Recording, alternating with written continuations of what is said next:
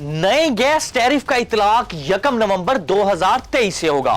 Gas कीमतों में 193% तक इजाफे और गैस के मीटर पर फिक्स चार्जेस 10 रुपए से बढ़ाकर 400 रुपए माहाना करने की मंजूरी दे दी गई है, जबकि घरेलू सार्फिन के लिए गैस 173% तक महंगी करने की मंजूरी दी गई है। इसके साथ ही दीगर कैटेगरीज के लिए गैस की कीमत में तकरीबन 193% तक इजाफा किया जा चुका है।